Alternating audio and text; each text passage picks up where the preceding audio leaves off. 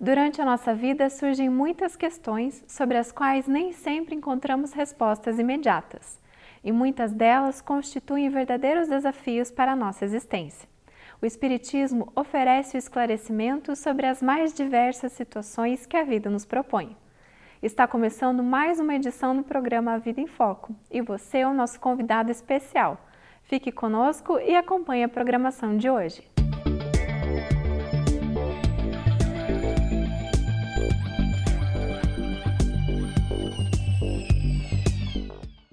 Existem pessoas que, pelos seus feitos nas diversas áreas, se notabilizam. Contudo, há pessoas que são capazes de serem elas mesmas os grandes feitos, pela honestidade de caráter, entrega a uma causa, virtudes externalizadas, enfim, por uma série de motivos. Chico Xavier se fez notável por estas e muitas outras vivências. Deixou mais de 400 obras psicografadas, onde se pode encontrar o mais alto conteúdo espiritual, cuja motivação é a moralização do ser humano, além, é claro, de trazer um mundo espiritual mais próximo de nós em face da clareza de seus ensinamentos. Médium excepcional que fez da mediunidade uma faculdade respeitada. Seu amor a Jesus e a Maria o impulsionou a entregar-se ao mediunato por mais de 70 anos ininterruptos. Hoje vamos conhecer um retalho da vida de Chico Xavier, o apóstolo da paz. A Vida em Foco traz também curiosidades, crônica, o Espiritismo esclarece e, fechando o nosso encontro de hoje, mais reflexões sobre a doutrina espírita e os ensinamentos de Jesus. Você é o nosso convidado. Fique conosco. Confira agora a crônica da semana. Certa vez, quando era estagiária no Juizado Especial de Curitiba, auxiliei um juiz em uma audiência na qual uma senhora reclamava que seu marido lhe batia todos os dias. Na ocasião, a senhora disse que se fossem 3 vezes por semana, não haveria problemas, mas apanhar todos os dias, ela não estava aguentando mais. Depois dos trâmites normais, aquele atencioso juiz veio conversar comigo a respeito do caso e me ensinou algo não apenas jurídico, mas para a vida. Extrapolando o caso em si, ele me disse que era muito importante que se trabalhasse na educação dos filhos daquele casal, para que se alterasse aquela cultura de violência socialmente aceita na comunidade em que viviam. Guardei na memória aquela informação. Tempos depois, quando eu evangelizava os jovens da assistência social da casa espírita que frequentava, tive a oportunidade, de forma leve, de tocar nesse assunto em um dos nossos encontros.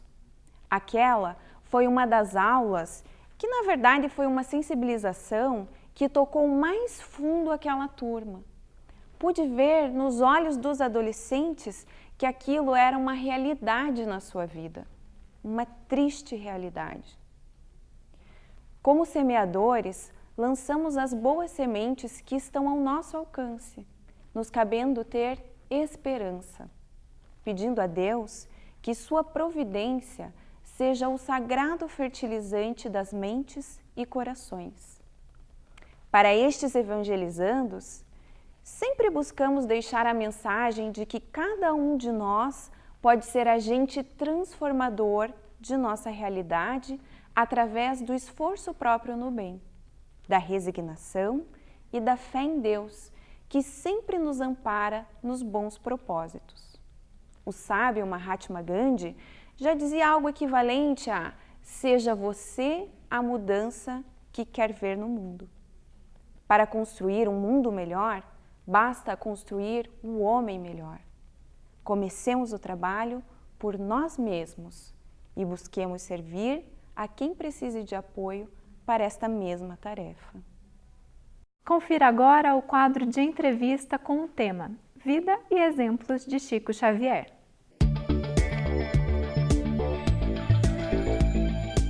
Olá, seja muito bem-vindo, seja muito bem-vinda.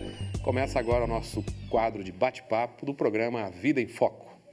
E hoje nós iniciaremos uma série de entrevistas com Carlos Augusto de São José a respeito da vida, da obra e de algumas curiosidades sobre o inesquecível médium Chico Xavier, um verdadeiro exemplo de vida cristã. Carlos Augusto de São José, segundo me disse, viveu por cerca de 40 anos em Brasília, Sim, não é, Carlos Augusto? Isso mesmo. Bom, primeiro seja muito bem-vindo novamente ao nosso programa. Obrigado, é um prazer estar aqui. E pela proximidade que o senhor tinha de Brasília, entre Brasília e Uberaba, o senhor teve por várias oportunidades o ensejo de visitar o Chico Xavier. Excelentes oportunidades, por sinal. E partilhar ali da sua intimidade de muitos ensinamentos. É verdade. É verdade. Bom, eu já vou começar com uma pergunta então, seu Carlos. Para o senhor, quem é Chico Xavier? Como é que o senhor define Chico Xavier? Eu poderia afirmar, sem medo de estar errando, que há centenas de definições extremamente bonitas, agradáveis a respeito desse grande médium que foi Chico Xavier. Mas eu gostaria de dizer que, para mim, ele foi a mais potente, a mais admirável, inigualável antena psíquica que a bondade e a misericórdia de nosso Senhor Jesus Cristo colocou no teto das amarguras humanas. Eu, quando pude homenageá-lo em 2002, quando ele desencarnou, nós editamos essa revista, O Espírita, que é de iniciativa nossa, do grupo familiar, em que, então, ao escrever o editorial, eu citei Chico Xavier como a luz que brilha acima do nevoeiro. O senhor disse que ele foi a mais notável antena parabólica, por assim dizer, no campo da mediunidade. E nesse campo em especial, o senhor pode afirmar que nada se compara a ele na história da humanidade? Não, absolutamente. Não há nenhum registro na história da humanidade de alguém que tenha escrito tantas coisas, coisas bonitas, renovadoras no campo do espírito. Não há nada, absolutamente nada, que se iguale, nem na literatura comum, profana, chamada, muito menos na literatura religiosa. Muito bem. Quantos anos da vida de Chico Xavier ele dedicou, em especial, à mediunidade? Foram exatamente 75 anos, desde 1927 até 2002. E ele desencarnou, então, com 92 anos, exatamente. Ele nasceu em 2 de abril de 1910 e desencarnou a 30 de junho de 2002. Foi a partir dos exatamente quando o Brasil estava sendo campeão mundial de futebol por mais uma vez.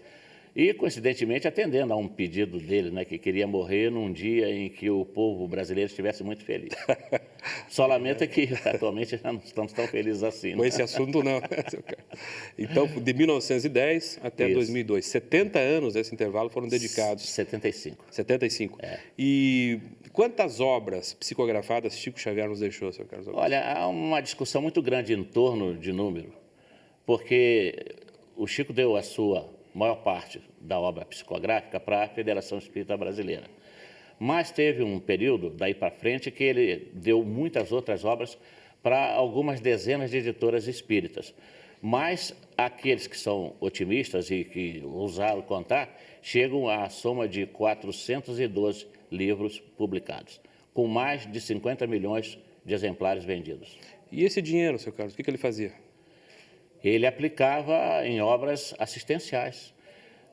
Inclusive, uma situação muito delicada, porque em 1985, uma revista americana, National Examiner, disse que ele estava rico por ter já faturado, naquele período, cerca de 20 milhões de reais. E a revista Manchete, que atendia aos interesses, vamos dizer assim, religiosos das emissoras associadas, publicou essa calúnia. Mas nós sabemos que o Chico nunca usufruiu de um único tostão. Eu fui diretor da Federação Espírita Brasileira e sei que ele tinha direito a mais de 250 milhões de reais de direitos autorais. Ele distribuiu tudo, absolutamente tudo, para as instituições de assistência e de promoção social.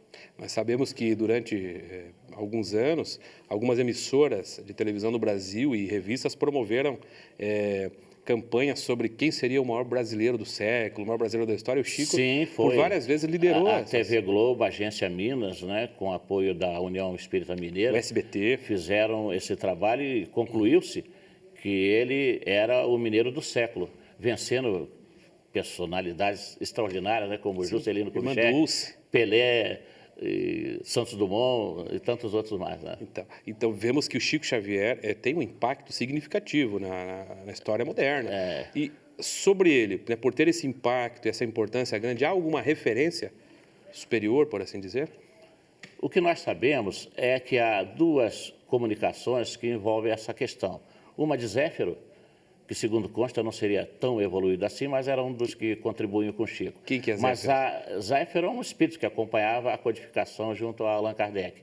E outra, mais importante, do espírito de verdade, que antecipou o fato dele que desencarnaria não muito tardiamente, mas que ele voltaria um período depois, mais precisamente no início do século, para continuar sua obra.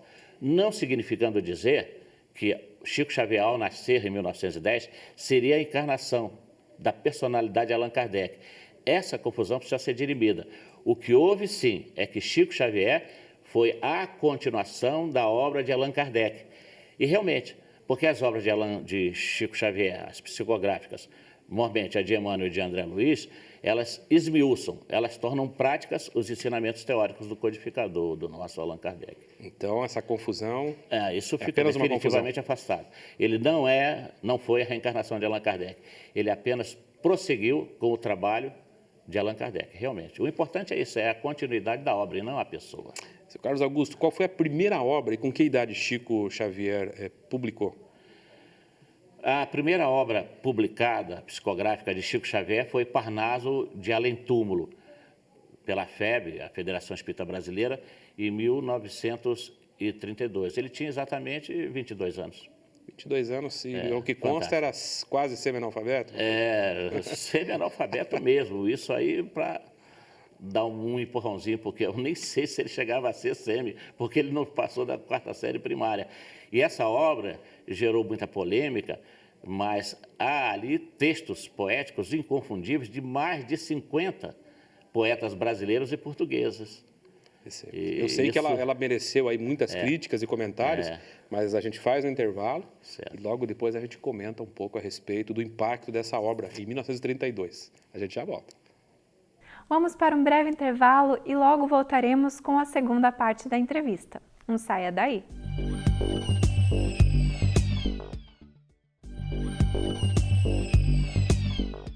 Retornamos com a segunda parte da entrevista de hoje e o tema é Vida e Exemplos de Chico Xavier.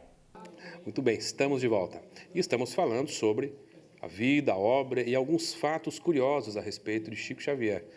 Dissemos que o senhor Carlos Augusto teve durante 4 décadas aproximadamente a oportunidade de conhecer de perto Chico Xavier. Falávamos antes do intervalo a respeito dessa obra que demarca o início do seu mediunato, né? O início da sua trajetória mediúnica que causou impacto, que é o Parnaso de Além Túmulo. Uma obra toda poética, com uma multiversidade de estilos e autores. Seu Carlos Augusto, mas do ponto de vista da psicografia, o que mais impressionou o senhor em Chico Xavier? A rigor foram muitas, mas excepcionalmente 2. A primeira em 1937, quando ele estava no Instituto de Metapsíquica de São Paulo, a convite de pesquisadores, inclusive norte-americanos, como o Dr. Charles Schauder, e que então solicitaram a psicografia. E o Dr. Schauder, propositalmente, tirou um papel da sua pasta, autografou, rubricou, como os demais, para dar autenticidade, e o Chico, então, psicografou a chamada mediunidade especular, em que ele trouxe um texto em inglês de trás para frente, com a assinatura de Emmanuel. Especular é porque a gente só pode ler exatamente, no diante espelho. De um espelho. Exato. É um fato notável, né? Isso aí deixou a comunidade perplexa, né?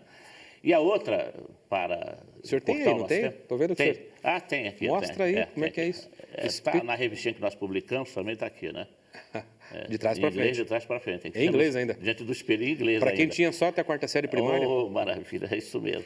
E a outra sensacional foi a psicografia de um texto em braille. Nossa, né? Coloca assim, seu que é não menos fantástico, porque imagine como, né, psicografar em braille. Coloca a primeira página para a gente ver aqui. Algo de extraordinário. Isso, tá lá. Né? Um texto em braille, provavelmente picou um papelão. Exatamente, foram dados os elementos para que ele pudesse captar a mensagem em Isso braille. foi o que mais impressionou? Foi. Essas duas impressionaram a comunidade de uma forma geral. Foi o que mais chamou a atenção, inclusive, da comunidade para o espiritismo. E, como é natural, Chico deve ter sofrido também ataques, né, seu Carlos Augusto? Não foram poucos, não foram poucos. Até mesmo de familiares. Mas uma das que mais preocuparam, não só o Chico, mas a Federação Espírita Brasileira, foi quando, em 1937, ele psicografou a obra de Humberto de Campos, Crônicas de Além Túmulo. Logo depois, a família de Humberto de Campos passou a requerer judicialmente os direitos autorais. E se travou uma briga nos tribunais impressionantemente grande, que comoveu a sociedade, dividiu opiniões, mas no final a federação ganhou a questão. Graças ao esforço do Dr. Miguel Timpone, que era o advogado da federação, que trabalhou junto com outros companheiros também, advogados espíritas, e ganharam a causa. E isso, então, encerrou definitivamente esse assunto, mas ele sofreu muito essa questão em 1944. Humberto de Campos quem era? Atualmente, nas últimas obras, né, ele se assinava como Irmão X. Ele mudou o nome por causa disso? Mudou exatamente por essa questão, para acabar com os conflitos familiares. Então, quando a gente encontrar livros de autoria do Irmão X, sabemos que é Humberto de Campos. Fica sabendo que é de Humberto de Campos.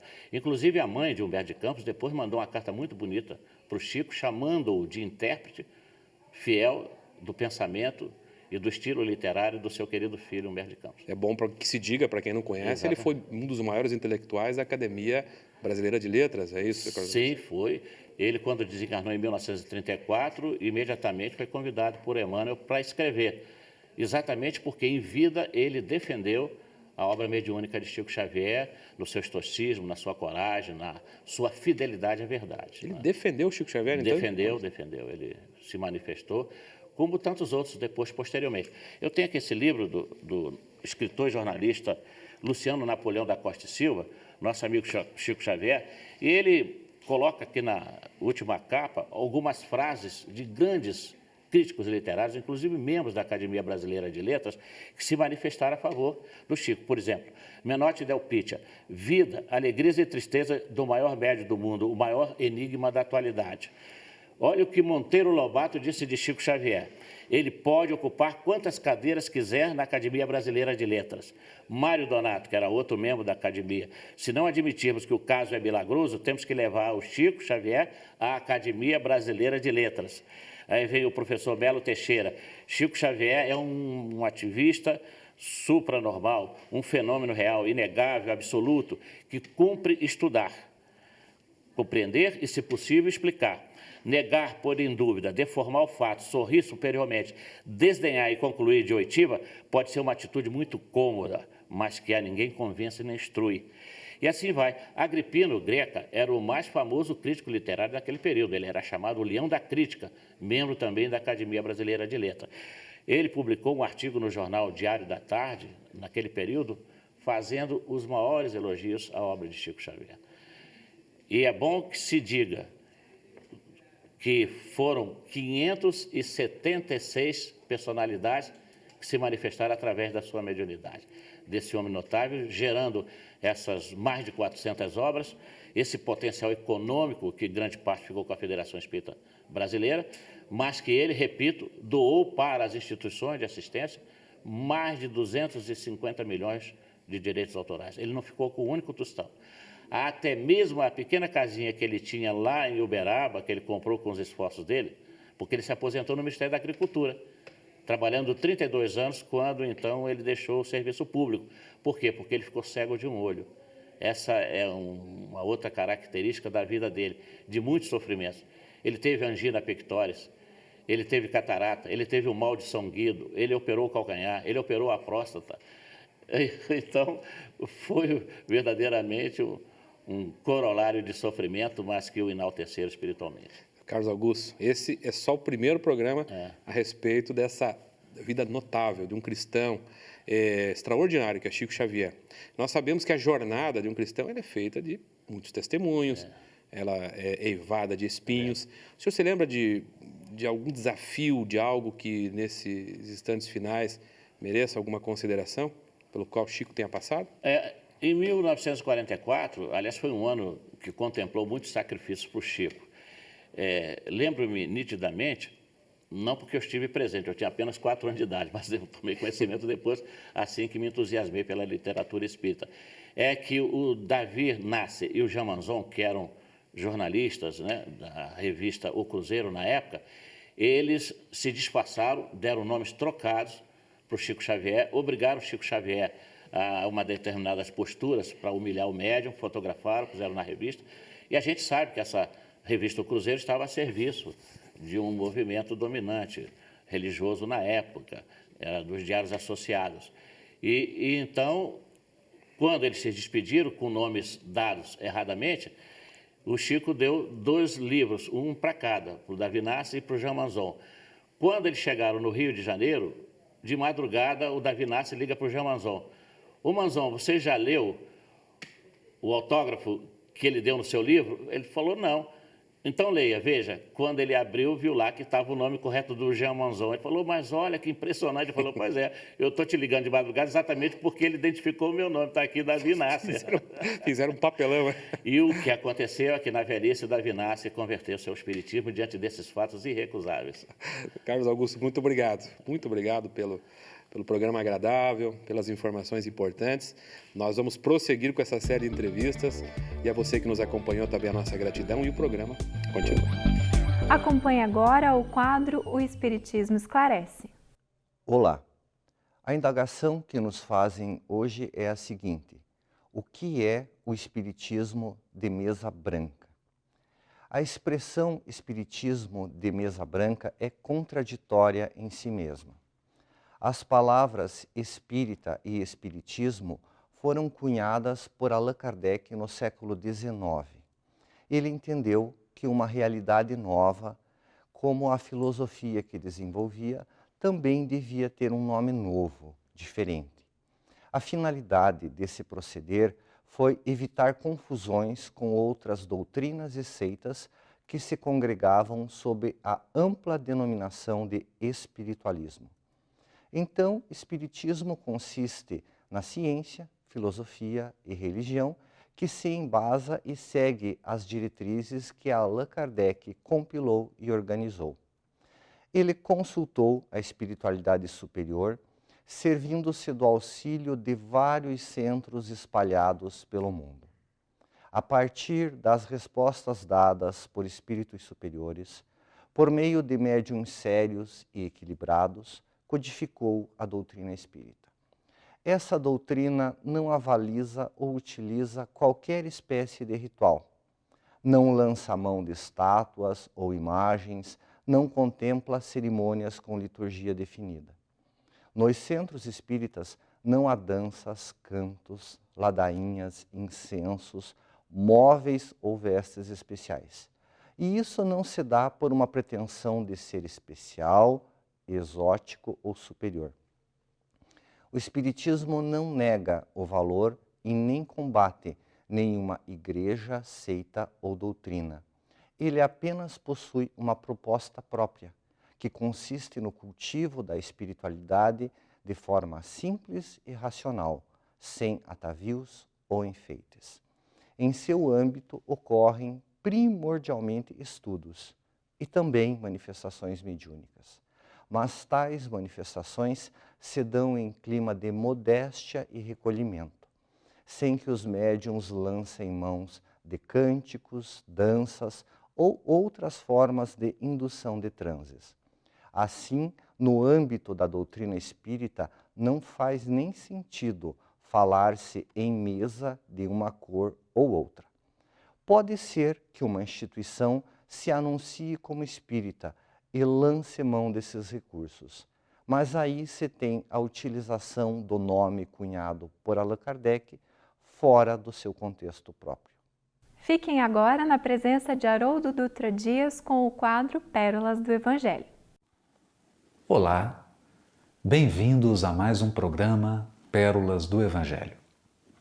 No episódio anterior, comentávamos sobre a estrutura do Templo de Jerusalém e dissemos que era dividida em 3 partes: o átrio dos gentios, o lugar santo e o santo dos santos. Pois bem, um grande teólogo chamado Frederic Mans sugeriu que o Evangelho de João, na sua totalidade, pode ser resumido nessa estrutura do templo. Portanto, o texto do Evangelho se assemelha a uma obra arquitetônica. Como assim? Do capítulo 1 ao final do capítulo 12 do Evangelho de João, pode ser comparado ao átrio dos gentios. Nesses 12 capítulos, João Evangelista narra aqueles episódios em que Jesus buscou as mais diversas pessoas. A mulher samaritana, as bodas de Caná da Galileia, Nicodemos, e conversou, compartilhou de um modo geral, ou com um público geral, com pessoas que não eram seus discípulos mais próximos, que não eram seus apóstolos e, portanto, não pertenciam àquele círculo mais estreito de relacionamento de Jesus. Por outro lado, do capítulo 3 ao final do capítulo 17, nós podemos comparar a estrutura do lugar santo. O lugar santo, relembrando, era aquele local em que o sacerdote, apenas o sacerdote, após ter passado por um ritual de purificação espiritual através da água, poderia adentrar naquele ambiente e lá ele arranjava os pães, arranjava o candelabro de 7 braços, de 7 velas, ele acendia um incenso que deveria permanecer 24 horas aceso, representando um local privilegiado de comunhão com Deus. Pois bem, do capítulo 13 ao 17 do Evangelho de João, é exatamente o momento em que Jesus lava os pés dos discípulos e diz para Pedro que se ele não lavasse os pés dele, Pedro não teria parte com o Cristo, mostrando que se tratava de um processo mais espiritualizado de purificação da alma.